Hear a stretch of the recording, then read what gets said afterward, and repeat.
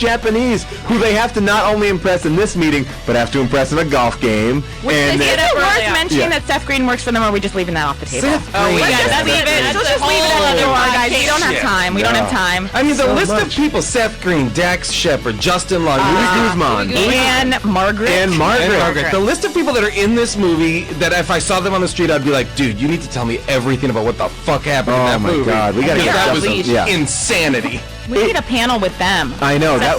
I want to see that. They should be brought out to some sort of event and talk about this movie. And forced to apologize. All right. Well, All right. So the translator is flirting with John Travolta, and she goes, "Hey, look, why don't you bring the kids to this thing I'm doing, this party this weekend?" They show up to the party. Yeah, they show up to this party, and it is a bereavement club where they're also playing golf, though. Oh, that's a separate. No, the golf is in a different place. Separate place.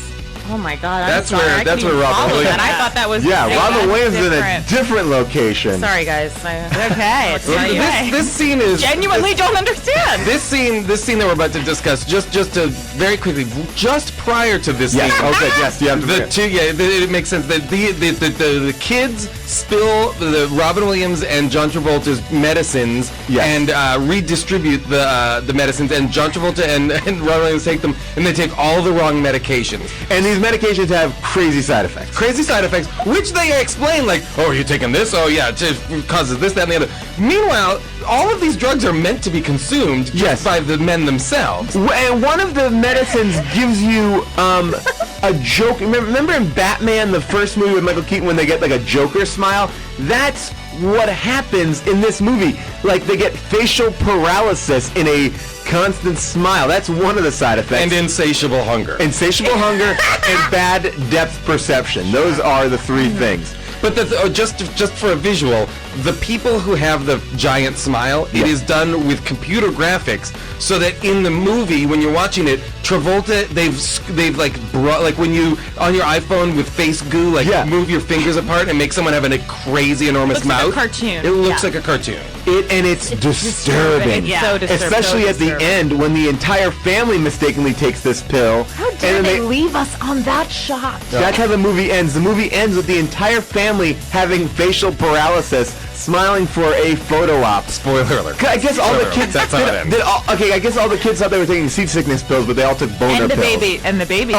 And the baby, the brand new baby. Too. Oh my God. Okay, sorry. Let's go back to the bereavement group. Which is, from what I can tell, it is like a book club for people who have lost people. Set at like a Great Gatsby-esque mansion. Yes. It's like a country club. And they get together just to talk about their grief of their dying relatives, but then what happened was like the day before someone had died, and in her last dying hours, this is said in the movie, she made an apple pie. So that is cooling over there. Said by Anne Margaret. Anne Margaret, who turns in a award-winning performance. So we're to understand that a woman who was bereaving, she was in the group. She actually died. Okay. Yes. So now it's sort of like, it's like the group is turned on and the actor becomes the... Do we even want to mention why Lori Loughlin is there in the first place? She's there because her grandma died, and I guess she couldn't handle it. Now, Lori Loughlin is probably in her 40s. I mean, she looks great, but she's upset that her grandma passed away. Like, so her grandma would have had to... She had to seek out help. You're upset that she's in the group at all? I agree, actually. I'm upset that she invited children to this gathering. She invited them, like, come to this fun beach house party, and it's literally people openly weeping, talking about the recently deceased. And now John Travolta, of course, is taking this medication and proceeds in front of the grief group to stick his entire face into this cherry pie in one of the more disturbing moments. Yes. He's voracious. Trying to make the pie come. He's going down on a cherry pie. Yeah, it is it is more sexually aggressive than what happens in the American Pie movie. Oh, it is. I mean, there's so many things. Now, meanwhile, Robin Williams is having a golf game with the Japanese. Now, he has accidentally taken the pill that gives you weird perception. So, which causes what? Nut shots. Yeah. A lot of nut Just shots. Constantly golf clubs to the nuts, golf balls to the nuts. This is like one of the big scenes. Golf is a metaphor for life. And when culture people event. get hits in the nuts in this movie, the Japanese guys like it. They're like, oh, he respects the game. And that sounds like I'm doing a bad Japanese accent. That was- I'm doing that was better. dignified. I'm doing That was dignified. authentic. I just want to compared say what we this, heard. okay? How long have we been talking? A couple minutes, almost 20 minutes. We've been talking almost 20 minutes, and I just want to say we haven't discussed We haven't gotten to anything. Boy Scout Scratched the Camp, surface. Boy Scout Camp, Bernie Mac, human puppeteer, the video I chat with robots, Amy Sedaris as the Nazi At single. Casa de Amor.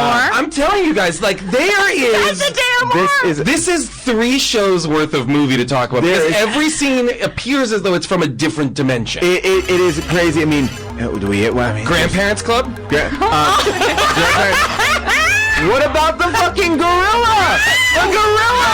Oh, I'm sorry. Yes. in the zoo. Jetpacks at the zoo, gorilla rescue. All right, well, we got at least. I mean, like this is fucking crazy. What- Yeah, what is- child-proofing people. Oh, Oh, man. forgot about the child. What? All right. What is the next thing? Who wants to take a thing? 'Cause I can keep on going. I can say, let's talk about. Well, I gotta say one thing about just character development and the arc of these characters. Because honestly, okay, so Robin Williams is supposed to be the guy who like isn't good with kids at all, terrible with kids, and that's his journey. He starts off, he seems to be very friendly toward kids. He seems to almost But want occasionally them. throughout the movie, go, oh, this is why I don't want kids. But then in another scene, go, well, I read the books on child rearing, and it What, says he was this. reading books before he got these kids? Somehow he seemed to believe that he wasn't meant to have kids. Bad with them. Before Kelly Preston, you have to understand that Robin Williams' character was married for 14 years. Yeah. Oh, And yeah. he got a divorce. Yep. And that's why they went to South Beach, wherever they went. Now, why didn't they have kids? I'm genuinely wondering. Because he didn't want kids. Why? Well, because they do things like unplug fax machines, which that literally is at one point, because Robin Williams makes a statement that every businessman makes, which is like, ugh, how can you run a business if you don't have a fax machine? This movie came out last year. And then he goes, this is why I never wanted to have kids. And then the kid hears that and then like locks himself in the room. But I guess that is why? Because they unplug fax machines? You know what? I think there are so many things to talk about. I want to segue into our next segment here, which is, look, as you can tell, this movie is insane, but there comes a time in every bad movie where you just sit back and think, that's right, this is our what the fuck moment. I'm talking about the moments like in Revenge of the Sith when Darth Vader cries out no for 30 seconds and you're sitting there thinking, what is going on? This is where the movie takes it up another level. So we'll go around and everyone pick a moment we have not talked about so we can at least explore this movie a little bit more deeply. Oh my god. I mean, Casey, you were talking about Bernie Mac, which I mean, he's not yet even touched upon. Jason, This is- I don't have the heart. this is Bernie Mac's, I believe, final performance Yes. in the movie. Which Okay. is so The movie was upsetting. delayed because he died. It was Yeah. delayed a year because they didn't want it. right? Yes. The I movie don't was know if delayed 3 times. Once because Bernie That's Mac why the died. fax machine makes sense now. Once because Bernie Mac died. Once, sadly, because John Travolta's son died. And then once because Robin Williams had a heart attack. Each time this movie was delayed, I read it was delayed almost 3 years. Now, This does tragedy anybody- was preventing it from coming I was out. gonna say, does anybody feel like The fates like were trying powers to- that be were yeah. trying to stop this movie from being I released? do.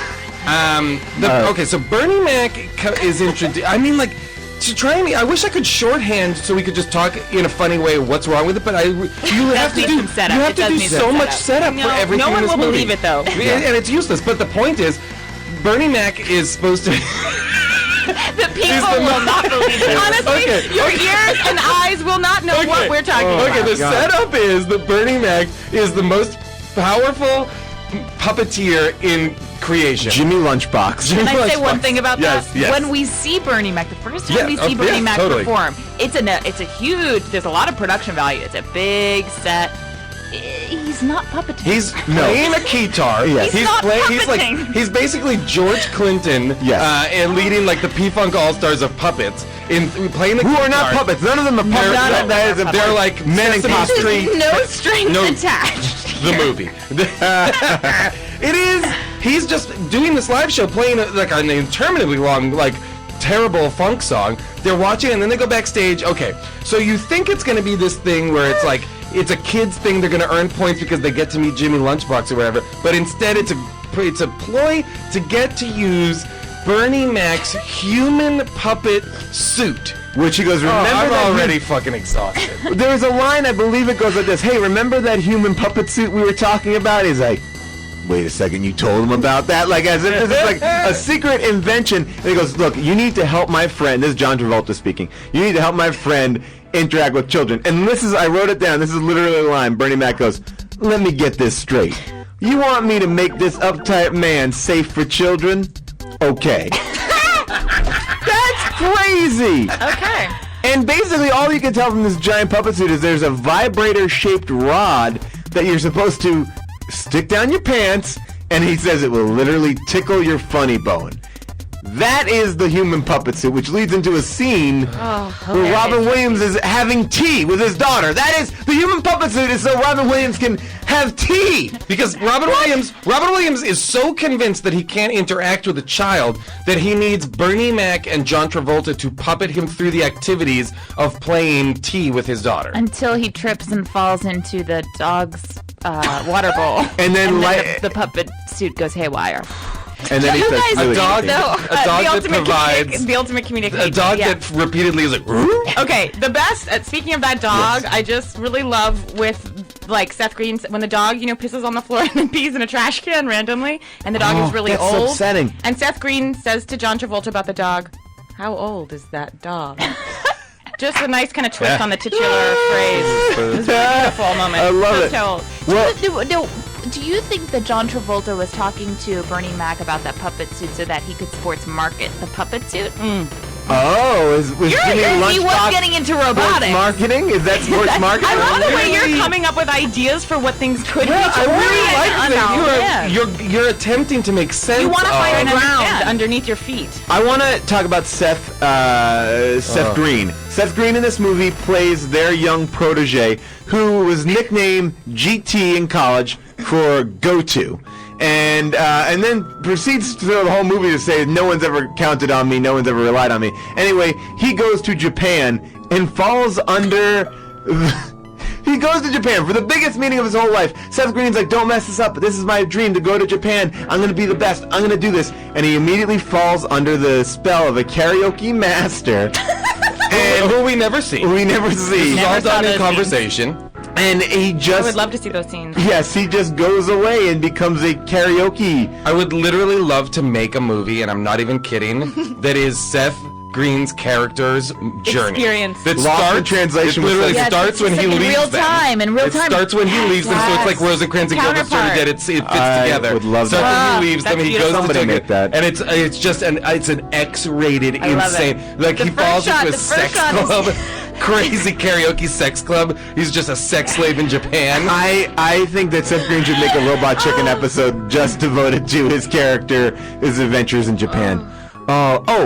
So Seth Green messes up their Japanese deal. This is one of my favorite scenes, which is so now Robin Williams and John Travolta have to go to Japan. Just to be clear, just so people don't think we're just like we are minimizing it as the Japanese. Oh, yeah. The movie makes no effort to show you this is what the Japanese represent. It literally is. We've got. It is reductive put the from their Japanese. point of view. Yes. We are not doing that.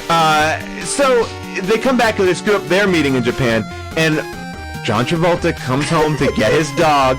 Now he's left it at some sort of a day camp. I have okay. Now the day camp, this is something I'm obsessed with. I don't know why, but the day camp is like the front of the day camp is like place where you buy doggy treats and things like that. And so he pops open the door to like the storefront. And it's like, hey Bucci, where's my Bucci? And like It's a really good Travolta. Thank you. Can I say what the woman says to him? Yes, please. I'm sorry.